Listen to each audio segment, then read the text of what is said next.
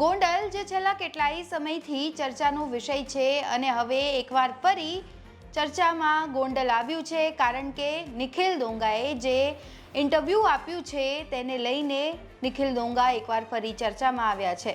દિવ્ય ભાસ્કરને આ ઇન્ટરવ્યૂ છે આપવામાં આવ્યું છે, જેમાં અનેક ખુલાસાઓ નિખિલ ડોંગાએ કર્યા છે અને એની સાથે તેમણે કહી દીધું છે કે જરૂર પડશે તો 2027 વિધાનસભાની ચૂંટણી પણ નિખિલ ડોંગા લડવા તૈયાર છે।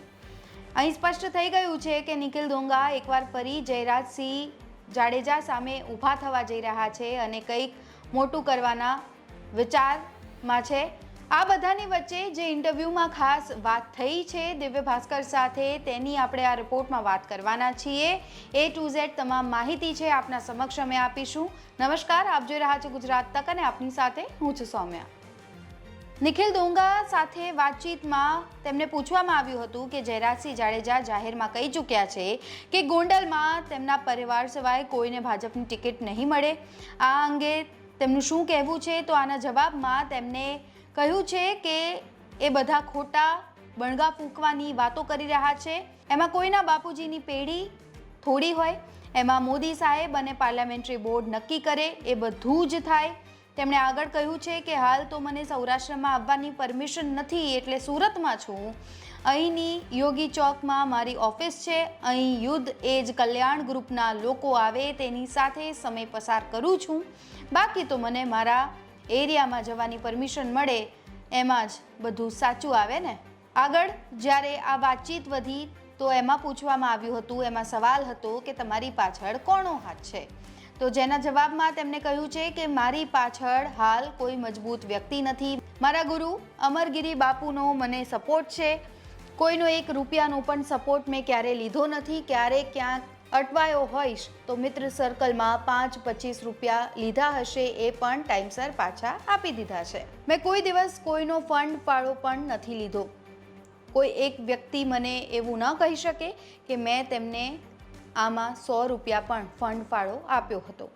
વધુ આ ચર્ચા જ્યારે આગળ વધે છે ત્યારે નિખિલ ડોંગાને પૂછવામાં આવે છે કે તમારી સાથે જયરાજસિંહને શું વાંધો પડે છે, તો અહીં ખાસ તેમણે કહ્યું છે કે મૂળમાં જયરાજસિંહને એ વસ્તુની બીક હતી કે જો હું જેલમાંથી બહાર નીકળું અને હું પટેલ છું અને પટેલની ગોંડલમાં વસ્તી વધારે છે અને મારા ગ્રુપમાં કોળી, બ્રાહ્મણ, દલિત, ભરવાડ, આહિર, દરબાર સહિત 18 વર્ણના લોકો હતા, એટલે તેમને એ વસ્તુની બીક લાગી ગઈ કે કાલ સવારે આ બહાર નીકળે અને ચૂંટણી લડે તો તેનો કાર્યક્રમ પૂરો થઈ જશે।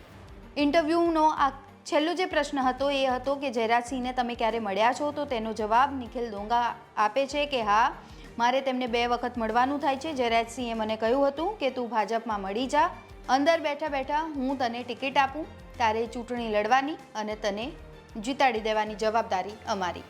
એ બધી જ વાતો કરી અને એટલે જ મેં તેમને પછી ના પાડી દીધી અને કહ્યું કે ભાજપ કે કોંગ્રેસની એવી કોઈ વાત નથી, પણ મારે ચૂંટણી લડવી નથી। મારે મારું યુદ્ધ એજ કલ્યાણ ગ્રુપને ગુજરાતના ખૂણે ખૂણે પહોંચાડવું છે અને કાલ સવારે જો હું ચૂંટણી લડું તો બધું ભેળવાઈ જાય, એટલે આ કારણે મેં તેમને ના પાડી છે।